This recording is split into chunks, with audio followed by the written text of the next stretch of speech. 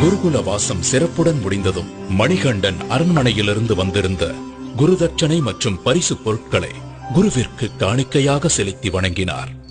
குருவே, தாங்கள் திருவருளால் நான் நிறைந்த கல்வியையும் சகலவிதமான கலைகளையும் கற்றுக்கொண்டேன். இந்த பரிசு பொருட்களை தவிர குருதட்சணையாக வேறு ஏதாவது வேண்டுமென்றால் கேளுங்கள். மணிகண்டா, எனக்கு தாங்கள் கொடுத்த இந்த பரிசு பொருட்களுக்கு நன்றி. ஆனால் இவைகளின் மீது எனக்கு பற்றில்லை. என் மனதை ஆறாத துயரம் ஒன்று வாட்டுகிறது. அதை தாங்கள்தான் போக்க வேண்டும். குருவே, தங்கள் மனதை ஆட்கொண்டிருக்கும் துயரம் என்ன என்பதை நான் அறிவேன்.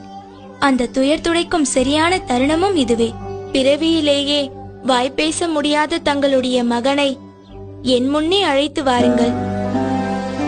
நான் சொல்லாமலேயே என் மனக்குறையை அறிந்து கொண்டாரே, இதுதான் கடவுளின் சித்தமோ?